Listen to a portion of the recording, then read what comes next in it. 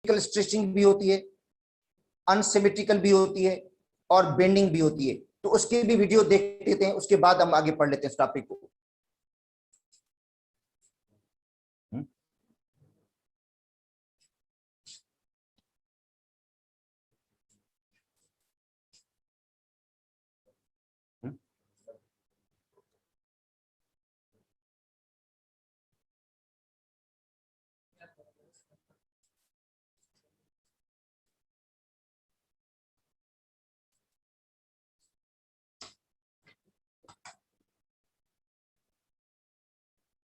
हाँ, अब देखो ये वाइब्रेशन है बेटा, ये सिमेट्रिकल इसके अंदर स्ट्रेचिंग हो रही है, मतलब बांड जो है जो एक्सपांड होती है और रिलैक्सेशन भी होती रहती है इसके अंदर, देखो।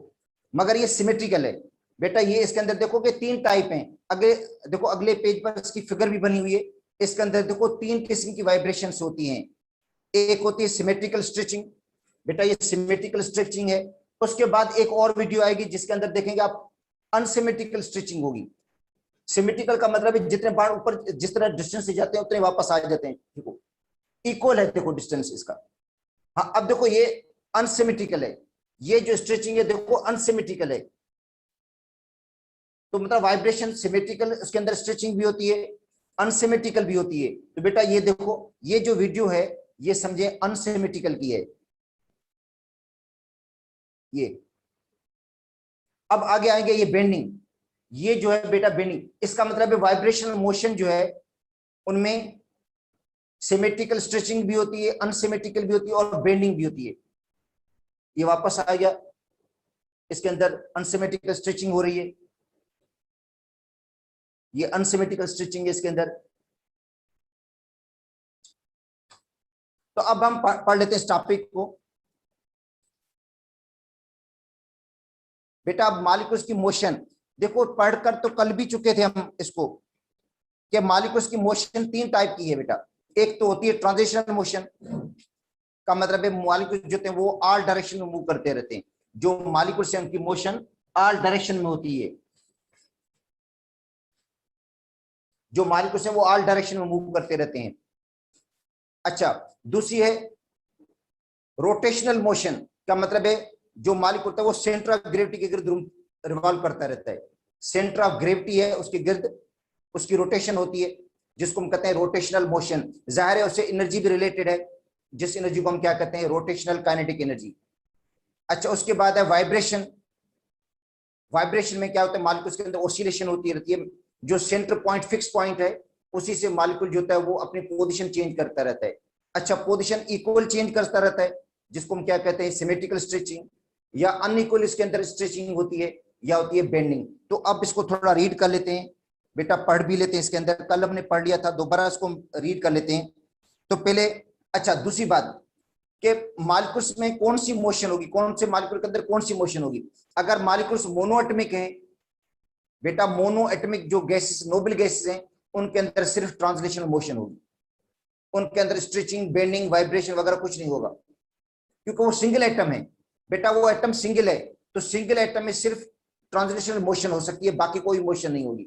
बाकी डायटमिक या ट्राइटमिक मॉलिक्यूल्स के अंदर या पॉलीएटमिक के अंदर बेटा तीनों मोशंस होती हैं। ट्रांसलेशनल मोशन भी होगी, वो ऑल डायरेक्शन में मूव भी करेगा। उसके अंदर जो होगी रोटेशनल मोशन भी होगी, सेंट्रिक रोटेशन भी होगी। उसके अंदर जो है बेंडिंग भी होगी, स्ट्रेचिंग भी होगी, वाइब्रेशनल मोशन भी होगी इसके अंदर। और उसी से जो एनर्जी जुड़ी हुई है, जिसको हम क्या कहते हैं, काइनेटिक एनर्जी भी कहते हैं। मतलब translational kinetic energy, rotational kinetic energy, vibrational kinetic energy. अच्छा, अब उसके अंदर देखो जो स्ट्रेचिंग और बेंडिंग हो रही है उसके अंदर पोजीशंस भी चेंज हो रही है। इसका मतलब है काइनेटिक एनर्जी और पोटेंशियल एनर्जी में भी चेंजिंग आएगी। तो अब इसको रीड कर लेते हैं जो इसमें से लिखा हुआ है बेटा इसके अंदर, ठीक है। पहले ट्रांजिशनल काइनेटिक एनर्जी का मतलब है मोशन इन ऑल डायरेक्शन, मतलब मॉलिक्यूल जो मूव करेगा वो ऑल डायरेक्शन में मूव करेगा। जिससे हमने पढ़ा है काइनेटिक थ्योरी के अंदर कि मॉलिक्यूल जो थे वो जो गैस के मॉलिक्यूल्स हैं वो ऑल डायरेक्शन में मूव करते हैं। तो इसका मतलब है उनकी जो मोशन ऑल डायरेक्शन में है उस मोशन को कहते हैं ट्रांसलेशनल एनर्जी। और ट्रांसलेशनल मोशन और जो एनर्जी उसी से रिलेटेड होगी काइनेटिक एनर्जी, उसको क्या कहेंगे, ट्रांसलेशनल काइनेटिक एनर्जी। अच्छा, उसके बाद है रोटेशनल मोशन। और रोटेशनल मोशन में क्या होता है बेटा, एंगुलर मोमेंटम होती है अबाउट द सेंटर। सेंटर के गिर्द मालिक्यूल जो होता है रोटेट करता है, सेंटर के गिर्द मालिक्यूल जो होता है रोटेट करता है सेंटर ऑफ ग्रेविटी के गिर्द, और उसी से जो एनर्जी पैदा होती है उसको कहते हैं रोटेशनल काइनेटिक एनर्जी। उसके बाद है वाइब्रेशनल मोशन। और वाइब्रेशनल मोशन में क्या होता है, ऑसिलेशन होती है। और जो मालिक्यूल्स है, जो बेटा की सेंटर वाली फिक्स पोजीशन है, सेंटर वाली जो फिक्स पोजीशन है उसी से जो एटम से अपनी पोजीशन को चेंज करते रहते हैं। ठीक है, टू एंड फ्रो मोशन होती है, टू एंड फ्रो मोशन होती है, जिसको हम क्या कहते हैं, वाइब्रेशनल मोशन कहते हैं। और उसी से जो एनर्जी जुड़ी हुई है इसको हम कहते हैं वाइब्रेशनल काइनेटिक एनर्जी। ठीक है, और उनमें एक्सचेंज भी होती रहती है एनर्जी की, काइनेटिक एनर्जी और पोटेंशियल एनर्जी की। तो अगले पेज पर इनकी देखो फिगर बनी हुई जो आपको मैंने दिखाई थी, उनमें देखो वाइब्रेशनल एनर्जी में बेंडिंग भी होती है। क्या होती है, बेंडिंग, और सिमेट्रिकल स्ट्रेचिंग भी होती है उसके अंदर, और अनसिमेट्रिकल स्ट्रेचिंग भी होती है। अच्छा, उसके बाद है रोटेशनल एनर्जी है की फिगर दी गई है, जिसमें मालिक्यूल जो है सेंटर के गिर्द रोटेट करते रहता है। दूसरा है ट्रांसलेशनल मोशन, का मतलब है मोशन इन ऑल डायरेक्शन। ठीक है। अच्छा, उसके बाद है एब्सोल्यूट टेम्परेचर। बेटा absolute temperature scale on the basis of Charles law. तो ये चार्ल्स लॉ को यहां सिर्फ डिफाइन कर रहा है बेटा, आगे जो पूरा पढ़ेंगे हम, आगे पढ़ेंगे। तो ये कहता है एब्सोल्यूट टेम्परेचर, एब्सोल्यूट टेम्परेचर को डिस्क्राइब कर रहा है, मगर किसकी बुनियाद पर कह रहा है, चार्ल्स स्केल की बुनियाद पर एब्सोल्यूट टेम्परेचर को। तो पहले ये देखो चार्ल्स लॉ हम आगे पढ़ेंगे, यहां पे सिर्फ डिफाइन कर रहा है इसको, उसकी डेफिनेशन है चार्ल्स लॉ की। और चार्ल्स लॉ की आप डेफिनेशन बेटा पढ़ कर आए कि volume of given mass of gas increases और डिक्रीजेस। गैस का वॉल्यूम जो है वो इंक्रीज भी होता है, डिक्रीज भी होता है। ठीक है, volume of given mass of gas increases और decreases by 1/273 times, by 1/273 times towards original volume for every degree rise और फॉल इन टेम्परेचर। देखो ये कहता है कि अगर टेम्परेचर हम बढ़ाएंगे, बेटा टेम्परेचर को हम बढ़ाएंगे, ठीक है, 1 डिग्री सेंटीग्रेड, तो वॉल्यूम में इजाफा कितना होगा, 1/273। तो बेटा ये 273 कहां से आया है, ये एक्चुअली एब्सोल्यूट टेम्परेचर है, क्योंकि 0 डिग्री सेंटीग्रेड 273 केल्विन के बराबर होता है। बेटा जो 0 डिग्री सेंटीग्रेड है वो 273 केल्विन के बराबर होता है। तो ये कहता है volume of given mass of gas, volume of given mass of gas increases और decreases by 1/273 times towards original volume for every degree rise और फॉल इन टेम्परेचर। अगर टेम्परेचर हम बढ़ाएंगे तो वॉल्यूम में इजाफा होगा, टेम्परेचर को कम करेंगे वॉल्यूम कम हो जाएगा, मगर किस हिसाब से कम होगा, किस हिसाब से बढ़ेगा, 1/273 टाइम्स। तो ये कहता है जो 273 यहां यूज किया गया है ये एक्चुअली टेम्परेचर है केल्विन स्केल का। तो यहां पे इसको रिलेट कर रहा है, किसको, चार्ल्स लॉ को, किसके साथ, एब्सोल्यूट टेम्परेचर के साथ। बाकी तो चार्ल्स लॉ हमने अलग से पढ़ना है, सेपरेट से पढ़ना है। तो आप ये कंफ्यूज ना होना कि हमने चार्ल्स लॉ को यहां पढ़ रहे हैं, बेटा यहां हम पढ़ रहे हैं एब्सोल्यूट टेम्परेचर को। देखो पढ़ रहे हैं एब्सोल्यूट टेम्परेचर को, मगर एब्सोल्यूट टेम्परेचर के साथ साथ वो चार्ल्स लॉ की डेफिनेशन भी बता रहा है।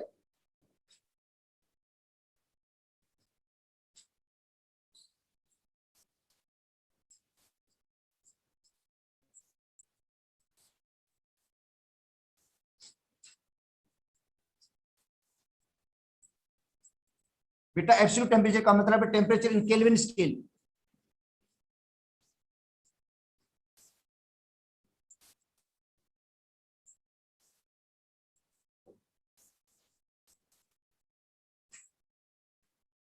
टेम्परेचर इन केल्विन, तो ये देखो टेम्परेचर केल्विन को रिलेट कर रहा है किसके साथ, चार्ल्स लॉ के साथ। चार्ल्स लॉ में क्यों, क्योंकि चार्ल्स लॉ के अंदर आता है ना 1 डिग्री सेंटीग्रेड टेम्परेचर बढ़ाने से वॉल्यूम में जो इजाफा होता है 1/273 होता है। अगर टेम्परेचर को कम करेंगे तो वॉल्यूम में जो कमी आएगी वो भी 1/273 के हिसाब से आती है। ठीक है, और जो एब्सोल्यूट जीरो है बेटा, एब्सोल्यूट जीरो -273.15 डिग्री सेंटीग्रेड के बराबर होता है, जहां पे गैस का वॉल्यूम जीरो हो जाता है। ठीक है। तो यहाँ पे बेटा हम टेम्परेचर पढ़ेंगे केल्विन स्केल में, मतलब टेम्परेचर केल्विन को पढ़ना है, आसान है बहुत, कि भाई डिग्री सेंटीग्रेड में हमने 273 प्लस करना है। यहाँ पे एक्चुअली मकसद इसका यही था, टेम्परेचर केल्विन स्केल को डिस्क्राइब करना था, मगर इसने बीच में चार्ल्स लॉ को ला दिया है। हालांकि उसने सिर्फ डेफिनेशन बताई है चार्ल्स लॉ की, इसके अंदर जो 1/273 आ रहा है, तो 1/273 आ रहा है, कहते हैं केल्विन स्केल से आया ये, ठीक है। तो डिग्री केल्विन जो होता है बेटा डिग्री सेंटीग्रेड प्लस 273, और इसके आगे प्रॉब्लम भी कर रहा है ये, ठीक है। अगर हम कह दें -273 डिग्री सेंटीग्रेड कितने केल्विन के बराबर होगा, तो बेटा देखो केल्विन होता है -273 डिग्री सेंटीग्रेड, -273 प्लस 273 किसके बराबर होगा, 0 के। तो इसका मतलब है जो -273 डिग्री सेंटीग्रेड है, -273 डिग्री सेंटीग्रेड है, वो एक्चुअली 0 केल्विन के बराबर है, जिसको हम कहते हैं एब्सोल्यूट जीरो। क्या कहते हैं, एब्सोल्यूट जीरो भी कहा जाता है।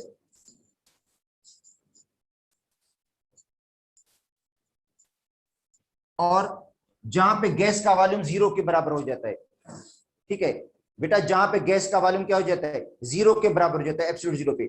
अच्छा, उसके बाद देखो कुछ प्रॉब्लम्स हैं,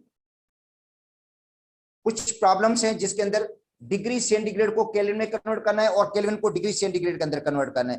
तो देखो absolute temperature on the basis of Charles law, Charles law की बुनियाद पर ये डिस्क्राइब कर रहा है एब्सोल्यूट टेम्परेचर को। तो पहले इसने चार्ल्स लॉ की डेफिनेशन बताई कि भाई volume of given mass of gas increases और decreases by 1/273 times to its original volume for every degree rise और फॉल इन टेम्परेचर।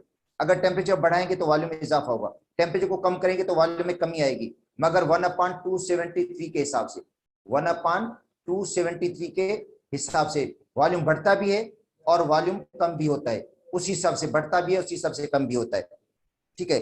उसके बाद लॉर्ड केल्विन के बारे में बता रहे हैं कि जिसने एब्सोल्यूट जो टेम्परेचर को जो इंट्रोड्यूस किया था, और जो एब्सोल्यूट टेम्परेचर है जिसको कहते हैं टेम्परेचर इन केल्विन स्केल, और ये होता है degree centigrade plus 273। Degree centigrade में हमने 273 प्लस करना है, तो उसके प्रॉब्लम्स है बेटा। अच्छा, कुछ प्रॉब्लम्स करवा देता हूं, बाकी तो आसान है। अच्छा देखो, पहले है -132 डिग्री सेंटीग्रेड, -132 डिग्री सेंटीग्रेड को केल्विन में तब्दील करना है बेटा। -132 डिग्री सेंटीग्रेड को केल्विन में तब्दील करेंगे तो केल्विन किसके बराबर है, केल्विन होता है degree centigrade plus 273। Degree centigrade में 273 प्लस करना है अपने, तो डिग्री सेंटीग्रेड कितना है -132, और प्लस क्या ऐड करेंगे 273, तो जवाब क्या हो जाएगा, जवाब बेटा हो जाएगा 141 आएगा केल्विन। अच्छा, उसके बाद है बेटा 96 degree centigrade to kelvin. 96 degree centigrade को हमने केल्विन में तब्दील करना है, फार्मूला कौन सा होगा, सेम लगेगा, केल्विन बराबर है डिग्री सेंटीग्रेड प्लस 273। तो डिग्री सेंटीग्रेड में 273 हमने प्लस करना है, तो 96 में आप ऐड कर दो बेटा 273, ठीक है। तो जवाब हो जाएगा 2 और 369 केल्विन हो जाएगा। तो आसान प्रॉब्लम है। अच्छा, 0 डिग्री सेंटीग्रेड टू केल्विन, तो केल्विन बराबर होता है बेटा डिग्री सेंटीग्रेड प्लस 273। तो 0 में 273 हम प्लस करेंगे तो जवाब 273 आ जाएगा। तो इसका मतलब है जितना डिग्री सेंटीग्रेड दिया जाए बेटा, टेम्परेचर जितना डिग्री सेंटीग्रेड में दिया जाता है उसमें 273 प्लस कर दो। और ये इसलिए कि आगे प्रॉब्लम्स जितने भी आएंगे बेटा, गैस से रिलेटेड जितने भी प्रॉब्लम्स होंगे उनके अंदर जो हम टेम्परेचर इस्तेमाल करते हैं या टेम्परेचर यूज करते हैं वो केल्विन स्केल में होता है। जो टेम्परेचर हम यूज करते हैं वो होता है केल्विन स्केल के अंदर, इसलिए डिग्री सेंटीग्रेड को हमने केल्विन में कन्वर्ट करना पड़ेगा। अच्छा, तो इसमें 273 ऐड करना है। दूसरा है केल्विन को डिग्री सेंटीग्रेड में तब्दील करना, मतलब केल्विन को जब डिग्री सेंटीग्रेड में तब्दील करेंगे तो ये सेम फार्मूला इस्तेमाल करेंगे बेटा। देखो, जो केल्विन है बराबर है डिग्री सेंटीग्रेड प्लस 273। अगर डिग्री सेंटीग्रेड निकालना चाहते हो तो केल्विन में क्या करेंगे आप लोग बेटा? केल्विन किसके बराबर हो जाएगा? ओ सॉरी, डिग्री सेंटीग्रेड किसके बराबर हो जाएगा? तो डिग्री सेंटीग्रेड बराबर हो जाता है केल्विन माइनस 273। तो केल्विन में से क्या करेंगे आप लोग? 273 माइनस कर देना। बेटा जो टेम्परेचर आपको केल्विन में दिया गया है उसमें से 273 आपने माइनस करना है। इधर ही कर लेते हैं।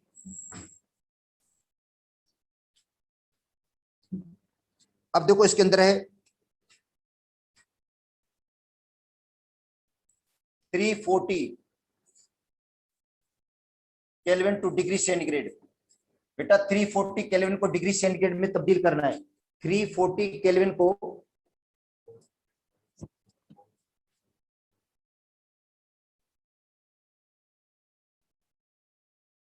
अच्छा बेटा माइनस में है भाई, माइनस 131, माइनस का है 132। बेटा प्लस नहीं करेंगे इसके अंदर, ये देखो ये माइनस का है ये प्लस का है, जवाब क्या आएगा?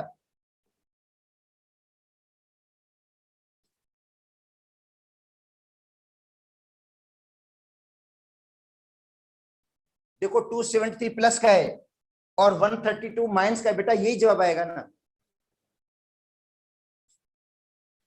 अच्छा अब देखो 340 बेटा केल्विन है, 340 केल्विन को अपने डिग्री सेंटीग्रेड में तब्दील करना है। 340 केल्विन को डिग्री सेंटीग्रेड में, तो केल्विन बराबर हो जाता है, ओ सॉरी केल्विन नहीं मगर डिग्री सेंटीग्रेड बराबर हो जाता है केल्विन माइनस 273।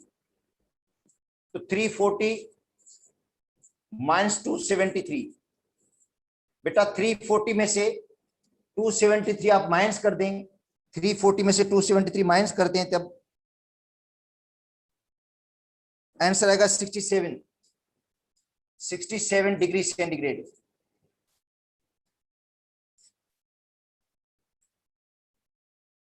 और उसके बाद 400 केल्विन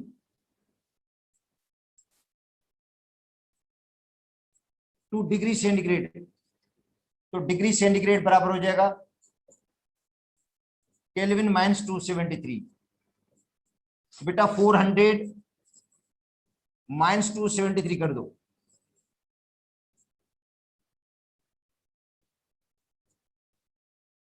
फोर हंड्रेड में से 273 माइनस कर दो, जवाब आएगा 127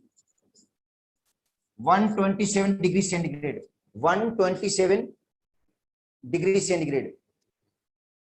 तो बेटा ये कन्वर्जन है, बहुत आसान कन्वर्जन है, इसके अंदर और कुछ नहीं था। इसके अंदर एब्सोल्यूट टेम्परेचर का मतलब है टेम्परेचर इन केल्विन स्केल, उसको डिस्क्राइब भी करना था, उसके को चार्ल्स लॉ के साथ कनेक्ट भी करना था कि volume of given mass of gas increase और डिक्रीज बाय 1/273। कहता है जो 1/273 आ रहा है ये एक्चुअली केल्विन स्केल से आया, क्योंकि 0 डिग्री सेंटीग्रेड 273 केल्विन के बराबर होता है। तो गैस का वॉल्यूम बढ़ता भी है कम भी होता है 1/273 के हिसाब से। मतलब वॉल्यूम का 1/273 वॉल्यूम बढ़ेगा भी सही 1 डिग्री सेंटीग्रेड से, और कम भी होता है उसी हिसाब से, 1/273 के हिसाब से कम होता है वॉल्यूम। ठीक है, अब देखो अगर सपोज करते हैं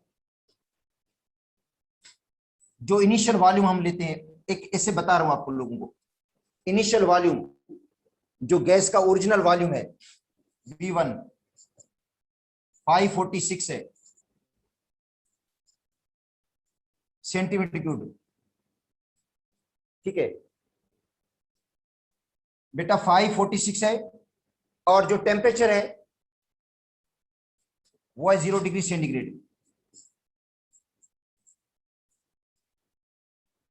ठीक है T1। अगर हम टेम्परेचर को बढ़ा दें,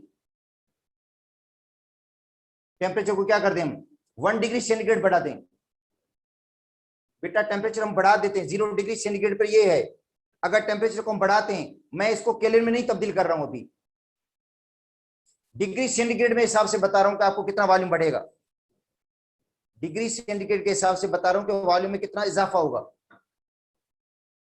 ठीक है, तो जो वॉल्यूम में इजाफा होगा बेटा V2 जो होगा, ठीक है बेटा ये सॉरी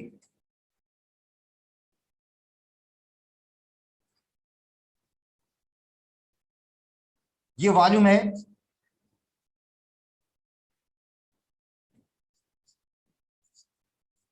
0 डिग्री सेंटीग्रेड पे। अब बताओ 1 डिग्री सेंटीग्रेड पे वॉल्यूम क्या हो जाएगा? तो 1 डिग्री सेंटीग्रेड में वॉल्यूम में कितना इजाफा होगा? जो स्टेटमेंट के मुताबिक कह रहा है 1/273 times to its original volume. बेटा जो उसका ओरिजिनल वॉल्यूम है ये V1 प्लस इजाफा कितना होगा? V1 इंटू 1/273, ये इजाफा हो जाएगा। अब देखो किस तरह, V1 कितना है 546 और प्लस क्या होगा 546 इंटू 1/273, ये इजाफा हुआ है। ये समझिए 1 डिग्री सेंटीग्रेड से इजाफा हुआ। कहता है volume of given mass of gas increases और decreases by 1/273 times to its original volume. मतलब इसका ओरिजिनल वॉल्यूम 546 है, जो इसके अंदर इजाफा हुआ है वो ये है। इजाफा मैंने जो लिखा है वो ये है, ये इसके अंदर इजाफा हुआ है 1 डिग्री सेंटीग्रेड टेम्परेचर बढ़ाने से। और ये जो 273 आया इसका मतलब ये तो केल्विन स्केल का है। 0 डिग्री सेंटीग्रेड 273 केल्विन के बराबर है। हाँ, अगर इसको हम हल करेंगे तो 273 का इसको 2 बार लगेगा, तो जवाब हो जाएगा 546 प्लस इसके अंदर 2 ऐड करेंगे तो वॉल्यूम हो जाएगा 548। ये इजाफे के बाद हुआ। अगर वॉल्यूम 2 डिग्री सेंटीग्रेड टेम्परेचर बढ़ाएंगे 2 डिग्री सेंटीग्रेड, ठीक है, तो वॉल्यूम में इजाफा कितना होगा? ओरिजिनल वॉल्यूम 546, बेटा ये ओरिजिनल वॉल्यूम है 546 जो ओरिजिनल था। अब ओरिजिनल वॉल्यूम का 546 लिखेंगे 2/273 लिखेंगे यहां पे, और इसको कितनी बार लगेगा?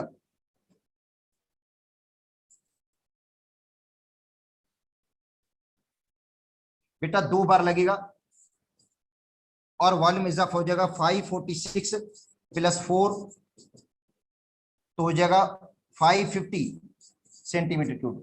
तो देखो ये कह रहा है कि 1 डिग्री सेंटीग्रेड बढ़ाने से, 1 डिग्री सेंटीग्रेड टेम्परेचर बढ़ाने से वॉल्यूम में जो इजाफा होता है वो होता है ओरिजिनल वॉल्यूम का 1/273। ओरिजिनल वॉल्यूम का 1/273 वॉल्यूम बढ़ेगा। ये मैं बता रहा था 4 स्लाइड आगे मैं पढ़ा दूंगा, वैसे आपको बता रहा था कि ऊपर जो डेफिनेशन बता रही है कि volume of given mass of gas increases और decreases by 1/273 times to its original volume. के वॉल्यूम गैस का बढ़ता भी है कम भी होता है 1/273 के हिसाब से, ठीक है। तो इसी हिसाब से समझा रहा था। आगे एक्चुअली हम 4 स्लाइड में पढ़ लेंगे ये। अच्छा, उसके बाद relationship between temperature and average kinetic energy of the gas. बेटा टेम्परेचर और एवरेज काइनेटिक एनर्जी का क्या रिलेशनशिप है? देखो टेम्परेचर का और जो एवरेज काइनेटिक एनर्जी है गैस की, उनका क्या रिलेशनशिप है? एक्चुअली आपने पढ़ा होगा फिजिक्स के अंदर भी कि टेम्परेचर जो है वो मेजरमेंट है एवरेज काइनेटिक एनर्जी। टेम्परेचर जो होता है वो मेजरमेंट है किसकी? Average kinetic energy. अगर एवरेज काइनेटिक एनर्जी बढ़ेगी तो टेम्परेचर बढ़ता है, अगर एवरेज काइनेटिक एनर्जी कम होगी तो टेम्परेचर भी कम हो जाता है। इसका मतलब है टेम्परेचर जो है वो मेजरमेंट है एवरेज काइनेटिक एनर्जी की। जब हम लिक्विड को बॉयल करते हैं, देखो लिक्विड को बॉयल करते हैं तो हीट देने से एवरेज काइनेटिक एनर्जी बढ़ती है और टेम्परेचर भी बढ़ता है, और बॉइलिंग पॉइंट पर जाकर एवरेज काइनेटिक एनर्जी मैक्सिमम हो जाती है। बेटा बॉइलिंग पॉइंट पर एवरेज काइनेटिक एनर्जी मैक्सिमम तो टेम्परेचर भी मैक्सिमम हो जाता है, टेम्परेचर भी कांस्टेंट हो जाता है, उसके बाद टेम्परेचर बढ़ेगा नहीं। तो बॉइलिंग पॉइंट पर देखा होगा आपने, पढ़ा होगा कि बॉइलिंग पॉइंट पर टेम्परेचर कांस्टेंट हो जाता है। बेटा बॉइलिंग पॉइंट पर टेम्परेचर जो कांस्टेंट होता है इसलिए कि बॉइलिंग पॉइंट पर जो एवरेज काइनेटिक एनर्जी है वो मैक्सिमम हो जाती है। जब एवरेज काइनेटिक एनर्जी मैक्सिमम हो जाए तो टेम्परेचर भी मैक्सिमम हो जाएगा, टेम्परेचर भी कांस्टेंट हो जाएगा, टेम्परेचर बढ़ेगा नहीं। और उसके बाद हीट देते जाएंगे, लिक्विड बॉयल तो होता जाएगा, वो जो हीट होगी वो इस्तेमाल होगी लिक्विड को वेपर्स में तब्दील करने के लिए, मगर उसका टेम्परेचर नहीं बढ़ेगा, टेम्परेचर कांस्टेंट हो जाएगा। तो अब हमने पढ़ना है कि एवरेज काइनेटिक एनर्जी का और टेम्परेचर का रिलेशनशिप क्या है। वाकई है कि एवरेज जो काइनेटिक एनर्जी है वो टेम्परेचर के डायरेक्टली प्रोपोर्शनल है। मतलब ये प्रूव करना है कि एवरेज काइनेटिक एनर्जी टेम्परेचर के डायरेक्टली प्रोपोर्शनल है या नहीं है, ठीक है, और या एवरेज काइनेटिक एनर्जी टेम्परेचर के मेजरमेंट है या नहीं है। तो बेटा इसको छोड़ दे, आपको इसको फिलहाल ऐसी बात नहीं थी, मैं आपको समझा रहा था। जाहिर आपको कुछ बच्चों को नहीं समझ में आई होगी ये बात। हाँ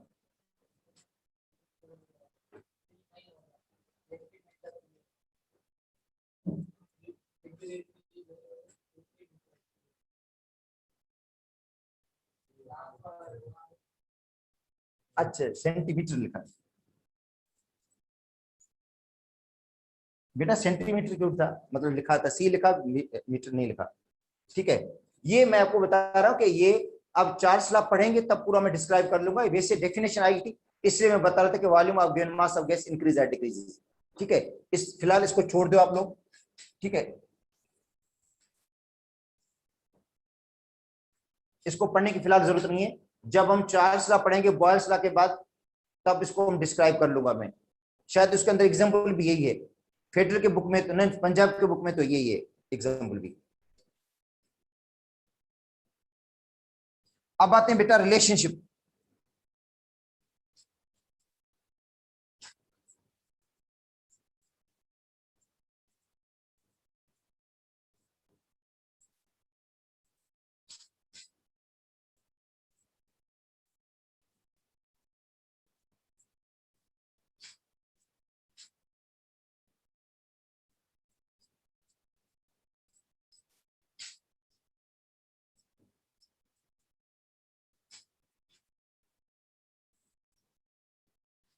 ठीक है, relationship between temperature and average kinetic energy. बेटा एवरेज काइनेटिक एनर्जी और टेम्परेचर का रिलेशनशिप क्या है? तो आपको पता है कि गैस के जो मॉलिक्यूल्स हैं मूव करते रहते हैं, रेंडम डायरेक्शन में मूव करते हैं, और उनमें क्या होती है, ट्रांसलेशनल मोशन होती है। उस एनर्जी को हम क्या कहेंगे? ट्रांसलेशनल काइनेटिक एनर्जी कहेंगे। ठीक है, तो इसका मतलब है अगर हम टेम्परेचर को बढ़ाएंगे, बेटा टेम्परेचर को हम बढ़ाते हैं तो उनकी काइनेटिक एनर्जी बढ़ जाती है, उनकी मोशन बढ़ जाती है। पता है टेम्परेचर को हम बढ़ाएंगे तो काइनेटिक एनर्जी बढ़ेगी या मॉलिक्यूल्स की मोशन बढ़ जाती है। ठीक है, तो अब आते हैं काइनेटिक इक्वेशन पे, जो हमने कल पढ़ी थी काइनेटिक इक्वेशन।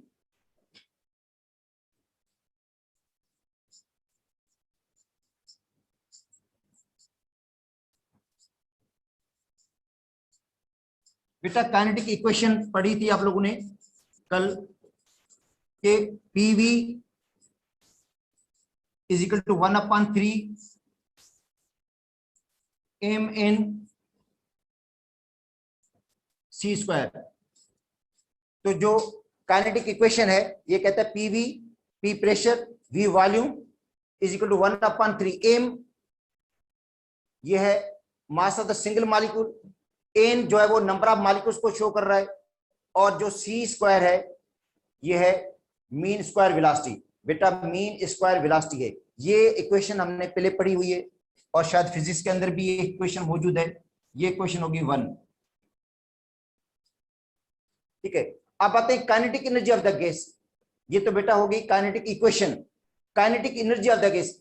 अब गैस की काइनेटिक जो एनर्जी है हाफ mv स्क्वायर के बराबर होती है। बेटा जो काइनेटिक एनर्जी है वो होती है हाफ mv स्क्वायर, v का मतलब वेलोसिटी। ठीक है, तो kinetic energy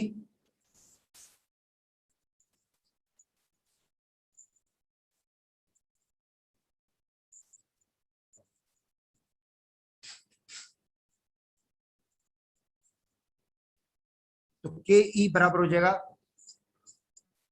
1/2 m c square. यहां भी हम क्या लेंगे? एवरेज वेलोसिटी लेंगे। यहां भी हम क्या लेंगे बेटा? मीन स्क्वायर वेलोसिटी लेंगे। वो v स्क्वायर था बेटा, वो v जो वेलोसिटी है, तो जाहिर वेलोसिटी मॉलिक्यूल्स की एक जैसी नहीं होती है, तो उसका क्या लेते हैं हम? मीन स्क्वायर वेलोसिटी ले लेते हैं। तो बेटा ये काइनेटिक इक्वेशन है कि के ई जो है वो बराबर है 1/2 m c square.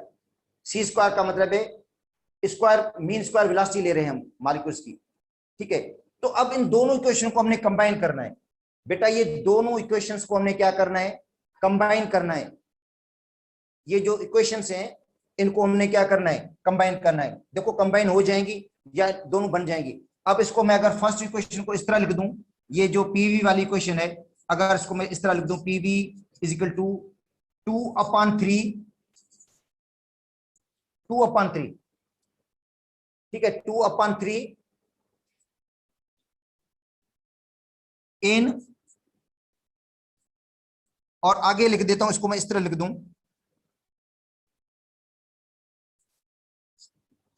1/2 mc square. लिख सकता हूं इस तरह मैं। एक्चुअली इस तरह लिखने का मकसद क्या है बेटा? देखो ये 1/2 इसमें कैंसिल हो जाएगा, देखो ये 2 में क्या हो जाएगा, कैंसिल हो जाएगा, सेम इक्वेशन बन जाएगी। बेटा देखो ये को फार्मूले में लाना था, काइनेटिक एनर्जी वाला फार्मूला बनाना था, इसी से जो काइनेटिक एनर्जी था उसका फार्मूला बनाना था। इससे मैंने तो इसको लिखा 2/3, इसको लिख दिया 1/2, क्योंकि 2 में कट जाएगा, 2 में क्या हो जाएगा, कैंसिल हो जाएगा। इसका मतलब है इसको हम लिख सकते हैं इस तरह, इसी क्वेश्चन को हम इस तरह लिख सकते हैं।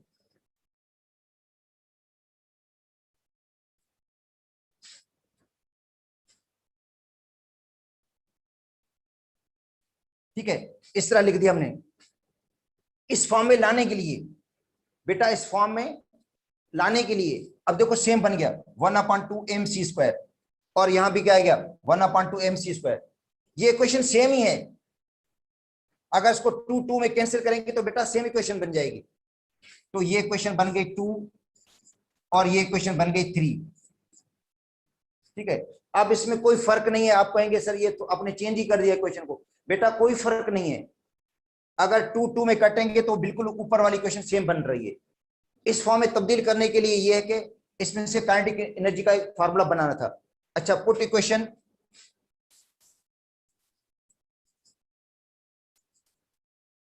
2 इन इक्वेशन 3।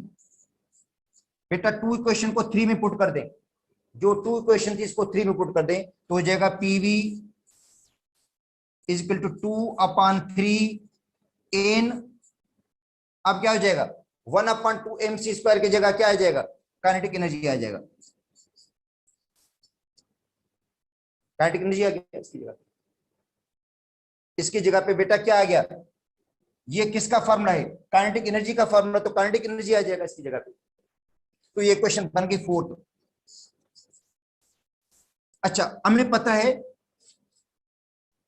ठीक है, अगर हम 1 मोल लेते हैं बेटा, देखो अगर हम 1 मोल लें, गैस का 1 मोल लें, तो नंबर ऑफ मॉलिक्यूल्स जो है वो एवोगाड्रो नंबर के बराबर हो जाएंगे। ठीक है, when n is equal to 1 mole, जब n की वैल्यू 1 मोल हो तो नंबर ऑफ जो पार्टिकल्स होंगे, number of particles Avogadro number के बराबर हो जाएंगे।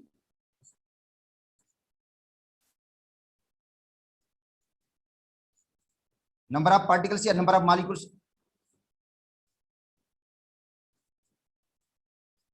Is equal to Na। जो नंबर ऑफ मॉलिक्यूल्स है वो Na के बराबर होते हैं, तो इसका मतलब है n की वैल्यू किसके बराबर हो जाएगी बेटा, Na के बराबर हो जाएगी। मतलब ये जो नंबर ऑफ मॉलिक्यूल्स है वो Na के बराबर हो जाएंगे। तो इक्वेशन ये इस तरह बन जाएगी बेटा, ये वाली इक्वेशन इस तरह बन जाएगी, PV is equal to 2/3 Na into KE। ये n नंबर ऑफ मॉलिक्यूल्स थे, मगर जब n की वैल्यू 1 मोल रखें हम, गैस का 1 मोल ले लें, तो नंबर ऑफ मॉलिक्यूल्स जो है वो एवोगाड्रो नंबर के बराबर हो जाते हैं। तो उसकी जगह पे हम Na लिख देंगे। ठीक है, तो ये क्वेश्चन बन गई 5th, 5वीं। हमें पता है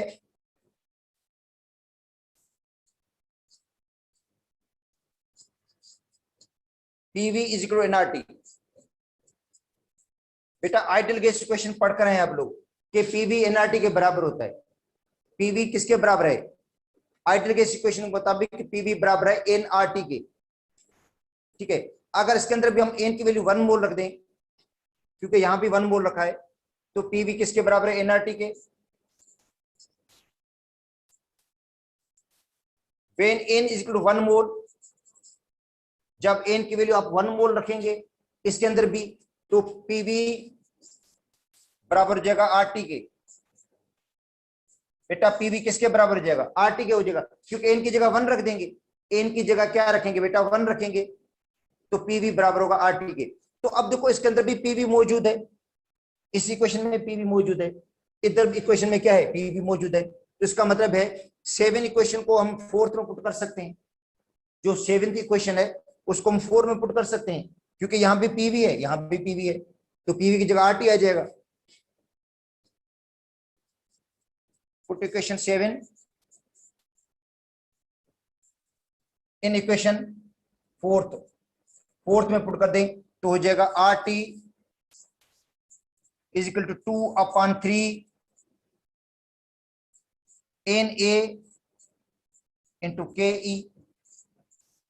ठीक है, तो ये हो जाएगा आर टी आ जाएगा बेटा। ये जो पीवी था, ये पीवी बराबर हो जाएगा आर टी के, तो यहां पे आ गया आर टी। तो इसी इक्वेशन में क्या आ गया, पीवी की जगह पे आ गया R T into R T is equal 2/3 N A का मतलब एवोगाड्रो नंबर इंटू के ई, काइनेटिक एनर्जी। अच्छा, अब हम देखते हैं, क्रॉस मल्टीप्लीकेशन कर लेते हैं इनकी। बेटा इनकी क्रॉस मल्टीप्लीकेशन कर दो।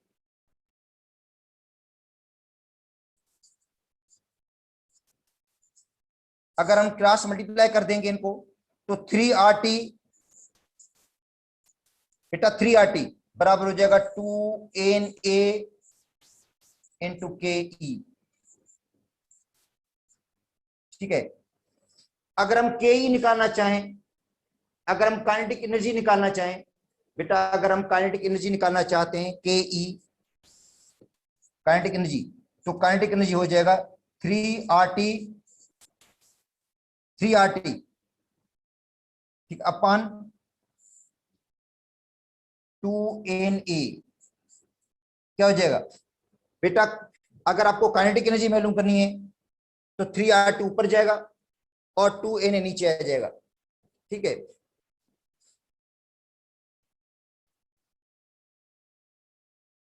देखो के ई किसके बराबर हो गया बेटा, के ई बराबर हो गया है 3RT/2NA। अब देखो इसके अंदर कोई ऐसी वैल्यू है जो कांस्टेंट है। अब आर की वैल्यू तो चेंज होगी नहीं बेटा, आर जनरल गैस कांस्टेंट है। ठीक है, वो गैस के नेचर में डिपेंड नहीं करता है। एन ए नंबर ऑफ मालिकों से, वो भी कांस्टेंट है। ठीक है, तो 2 बेटा देखो 2/3 और 3/2 सॉरी 3/2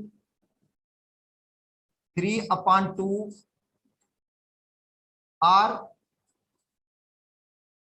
अपन एन ए। ठीक है, ये कांस्टेंट है,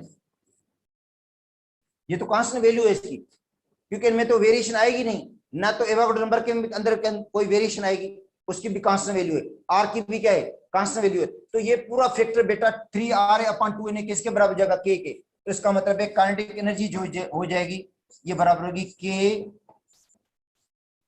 ठीक है, इंटू टी, के टी के बराबर हो जाएगी। अच्छा, के तो कांस्टेंट है, इसका मतलब है काइनेटिक जो एनर्जी है ये डायरेक्टली प्रोपोर्शनल है टी के, एब्सोल्यूट टेम्परेचर के। जो काइनेटिक एनर्जी है वो डायरेक्टली प्रोपोर्शनल किसके है, एब्सोल्यूट टेम्परेचर के डायरेक्टली प्रोपोर्शनल है। मतलब ये प्रूव हो गया कि जो काइनेटिक एनर्जी थी वो एब्सोल्यूट टेम्परेचर के डायरेक्टली प्रोपोर्शनल है। तो दोबारा देखो रिवाइज करवा लेता हूं आपको मैं बेटा, रिलेशनशिप बिटवीन टेम्परेचर, मगर मैं लिख देता हूं एब्सोल्यूट टेम्परेचर यहां पे, एंड एवरेज काइनेटिक एनर्जी। तो काइनेटिक एनर्जी का जो काइनेटिक इक्वेशन है बेटा वो होती है PV 1/3 mNc²। m mass of the molecule, n number of molecules, और जो c² है वो है स्क्वायर रूट वेलोसिटी है, मीन स्क्वायर रूट वेलोसिटी। अच्छा, और kinetic energy of the gas molecules, जो गैस की काइनेटिक एनर्जी वो होती है ½ mv²। v का मतलब वेलोसिटी का स्क्वायर है, तो यहाँ जो वेलोसिटी हम ले रहे हैं वो कौन सी ले रहे हैं, मीन स्क्वायर वेलोसिटी ले रहे हैं बेटा, मीन स्क्वायर वेलोसिटी ले रहे हैं, तो काइनेटिक एनर्जी हो जाएगी ½ mc² हो जाएगी। ठीक है, अब क्या करना है हमने, इसी इक्वेशन के अंदर हमने काइनेटिक वाली इक्वेशन को पुट करना है, इसलिए उसके लिए हमने जगह बनानी है। कौन किस तरह, इसको हम इस तरह लिखना है, मैथमेटिक्स में इस तरह लिखा जा सकता है बेटा मैथमेटिकली। अच्छा, इसको आप इस तरह लिख सकते हैं मैथमेटिकली, ताकि वापस इक्वेशन वही बन जाएगी। अगर 2 में हम काट दें तो वही इक्वेशन बन रही है बेटा, सेम इक्वेशन बन रही है। ठीक है, सेम इक्वेशन बन रही है, वो सेम बिल्कुल, कोई फर्क नहीं आ रहा है इसके अंदर। ठीक है, इसको लिख दिया 1/2 mc²। तो 1/2 mc² किसके बराबर है, काइनेटिक एनर्जी के बराबर है। काइनेटिक एनर्जी होगी, तो ये हो जाएगा 2/3 n और 1/2 mc², क्या हो गया, काइनेटिक एनर्जी आ गई।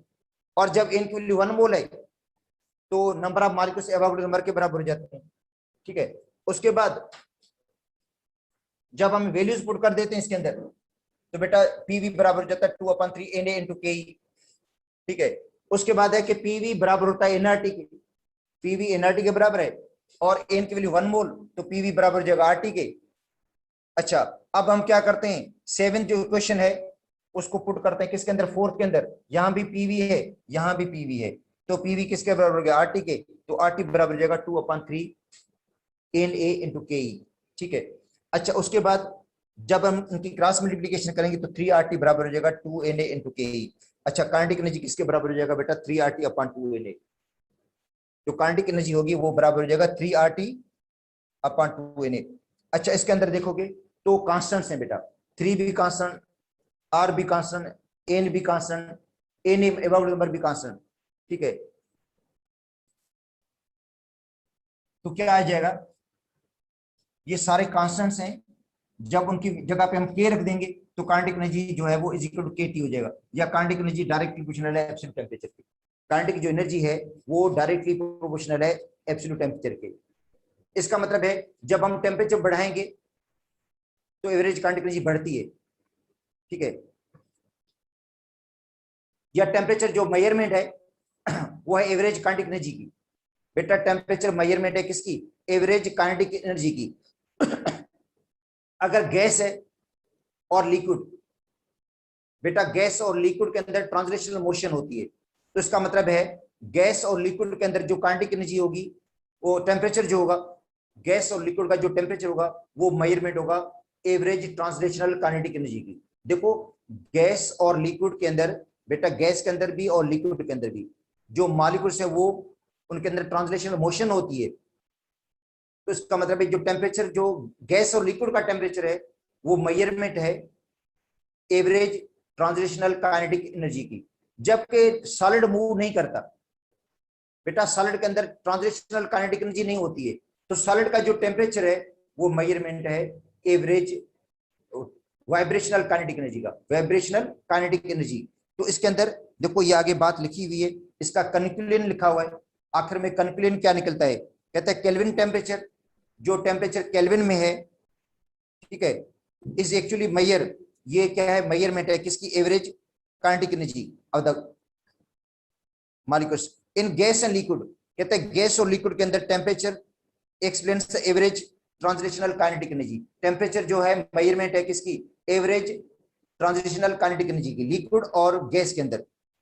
जबकि सॉलिड के अंदर ट्रांसलेशनल एनर्जी होगी नहीं और ट्रांसलेशनल मोशन होगी नहीं, तो जो सॉलिड का टेम्परेचर है वो किसकी मेजरमेंट है, vibrational kinetic energy. Vibrational kinetic energy note कर दो बेटा, सॉलिड का जो टेम्परेचर है वो मेजरमेंट है किसकी, वाइब्रेशनल काइनेटिक एनर्जी की, और लिक्विड का और गैस का जो टेम्परेचर है वो मेजरमेंट है एवरेज ट्रांसलेशनल काइनेटिक एनर्जी। उसके बाद है pressure of gas in the light of kinetic molecular theory. बेटा काइनेटिक मॉलिक्यूलर थ्योरी के मुताबिक प्रेशर क्या है, ठीक है। अब हमने पढ़ा कि pressure is the result of collision of the gas molecules with walls of the container. बेटा प्रेशर किसका नतीजा है, जब गैस के मॉलिक्यूल्स को, गैस को हम सिलेंडर के अंदर बंद कर देते हैं, जब गैस को एक सिलेंडर के अंदर हम बंद करेंगे तो गैस के मॉलिक्यूल्स कोलाइड होते हैं, कंटेनर के वॉल्स के साथ कोलाइड होते हैं, टकराते हैं, और उनके टकराने से प्रेशर प्रोड्यूस होता है। तो pressure the result of collision of the gas molecules with walls of the container. तो प्रेशर का नतीजा है कोलिजन का of the gas molecules with walls of the container. जितने ज्यादा मॉलिक्यूल्स होंगे उतने ज्यादा कोलिजन होगी, उतना ज्यादा प्रेशर होगा, ठीक है। और कहते हैं जब टेम्परेचर को हम कांस्टेंट रखेंगे, टेम्परेचर को क्या रखेंगे, हम कांस्टेंट रखेंगे टेम्परेचर को, तो जो एवरेज काइनेटिक एनर्जी होगी वो भी कांस्टेंट होगी। बेटा देखो टेम्परेचर को हम कांस्टेंट रखते हैं, टेम्परेचर को अगर हम कांस्टेंट रखते हैं तो जो एवरेज काइनेटिक एनर्जी होगी वो भी क्या रहेगी, कांस्टेंट रहेगी, ठीक है। अगर गैस के वॉल्यूम को हम कम करेंगे, अगर गैस के वॉल्यूम को हम कम करते हैं, बेटा गैस के वॉल्यूम को हम रिड्यूस करते हैं, मगर टेम्परेचर को कांस्टेंट रखते हैं, गैस के वॉल्यूम को हम रिड्यूस कर रहे हैं, गैस के बेटा वॉल्यूम को हम रिड्यूस कर रहे हैं, गैस के वॉल्यूम को हम कम कर रहे हैं, मगर टेम्परेचर को हमने क्या रखा है, कांस्टेंट रखा है। तो एवरेज काइनेटिक एनर्जी कांस्टेंट रहेगी, एवरेज काइनेटिक एनर्जी नहीं बढ़ेगी, मगर मॉलिक्यूल्स की कोलियन जरूर बढ़ेगी और कोलियन बढ़ने से प्रेशर बढ़ जाएगा। ठीक है, तो ये है गैस का pressure in the light of kinetic molecular theory. कहता है काइनेटिक मॉलिक्यूलर थ्योरी की रोशनी में गैस का pressure. According to kinetic molecular theory, kinetic molecular theory के मुताबिक, बेटा काइनेटिक मॉलिक्यूलर जो थ्योरी कहती है गैस मॉलिक्यूल्स मूव करते हैं रेंडम डायरेक्शन में, रेंडम डायरेक्शन मूव करते हैं, कोलाइड होते हैं, आपस में भी कोलाइड होते हैं, कंटेनर के वॉल्स के साथ भी कोलाइड होते हैं, तो pressure the result of collision of the gas molecules with walls of the container. और आगे कह रहा है कि जो गैस का प्रेशर है वो नतीजा किसका है, कोलिजन का नतीजा है of gas molecules with walls of the container. ठीक है, the average kinetic energy of the gas molecules is directly proportional to kelvin temperature. ये तो अभी हमने पढ़ा है कि एवरेज जो काइनेटिक एनर्जी है वो डायरेक्टली प्रोपोर्शनल है केल्विन टेम्परेचर के। So the average kinetic energy of the collision when the gas molecules collide with the walls of the container will not change। कहता है एवरेज काइनेटिक एनर्जी चेंज नहीं होगी। बेटा average kinetic energy change नहीं होगी। अगर अपने टेम्परेचर को कांस्टेंट रखना है तो एवरेज काइनेटिक एनर्जी क्या रहेगी, कांस्टेंट रहेगी, मगर मॉलिक्यूल्स की कोलियन बढ़ेगी, कोलियन बढ़ने से प्रेशर बढ़ सकता है। अच्छा, उसके बाद है बेटा प्रेशर के मुख्तलिफ यूनिट्स।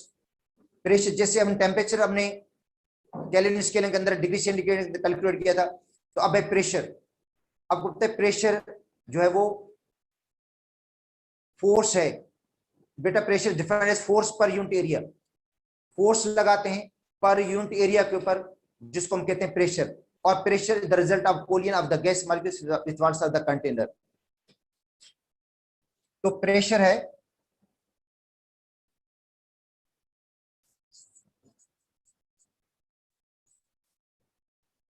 बेटा force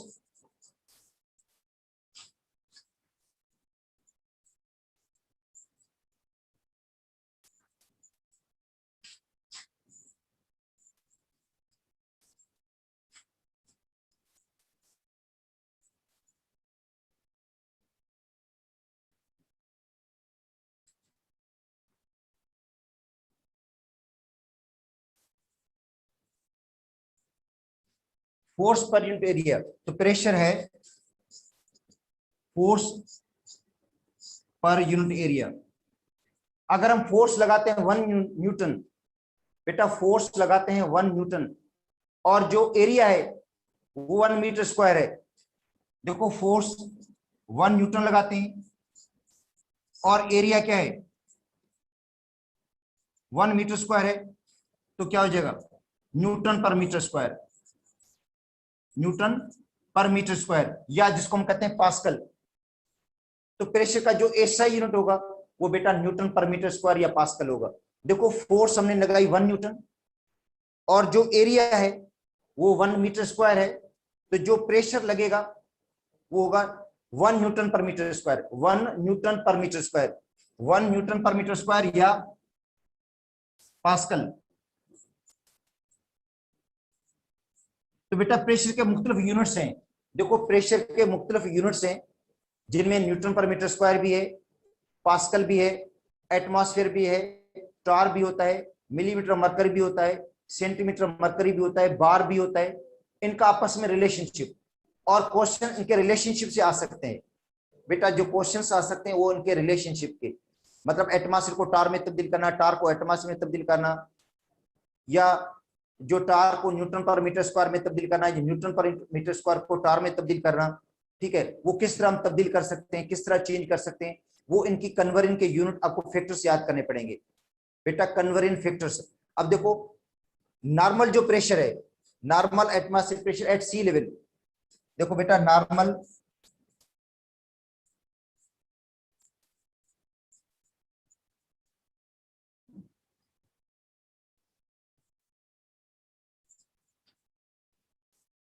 atmospheric pressure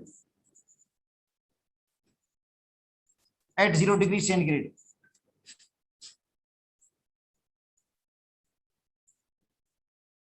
at sea level, समुद्र के लेवल पे, क्योंकि माउंटेन्स लेवल पे कम होता है प्रेशर, तो समुद्र की लेवल पे 0 डिग्री सेंटीग्रेड पे जो नॉर्मल एटमॉस्फेरिक प्रेशर है वो किसके बराबर है बेटा 1 atm,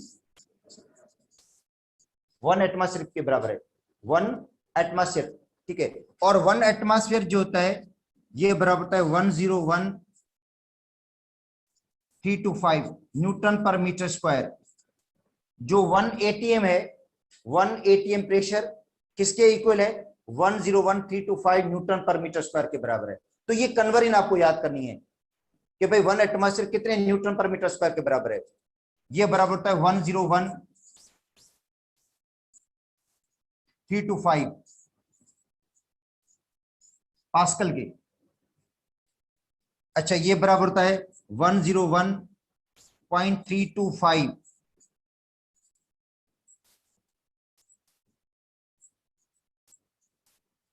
किलो पास्कल के।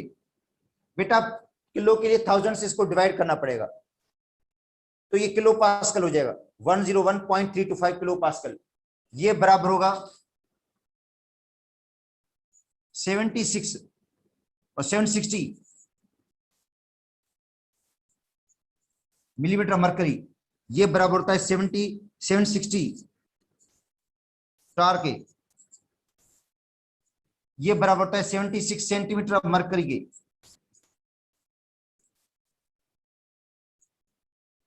और ये बराबर होता है 1.01325 बार के।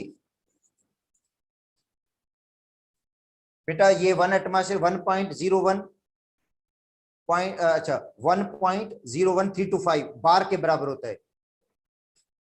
और ये बराबर होता है 14.7 psi के, पाउंड्स पर स्क्वायर इंच। तो ये 1 एटमॉस्फेयर के बराबर हैं। ये सारे प्रेशर क्या हैं? 1 एटमॉस्फेयर के बराबर हैं। ये सभी एटमॉस्फेयर प्रेशर है बेटा जो सी लेवल पे समुद्र की लेवल पे जो गैसेस प्रेशर लगाती हैं, एटमॉस्फेयर में जो गैसेस मौजूद हैं जो प्रेशर लगाती हैं, उनके मुख्तलिफ यूनिट्स हैं। ये सभी इक्वल है आपस में। तो ये इनकी कन्वर्जन याद करनी पड़ेगी कि 1 एटमॉस्फेयर कितने मतलब न्यूटन पर मीटर स्क्वायर के बराबर है, या पास्कल के बराबर है, या किलो पास्कल के बराबर है, या मिलीमीटर मरकरी के बराबर है, या टार के बराबर है, या सेंटीमीटर मरकरी के बराबर है, या बार के बराबर है, या psi के बराबर है। ठीक है, तो कल हम आगे इनकी कन्वर्जन कर लेंगे। बेटा ये याद करना जरूरी है, ये याद करेंगे उसके बाद कल इनकी कन्वर्जन कर लेंगे।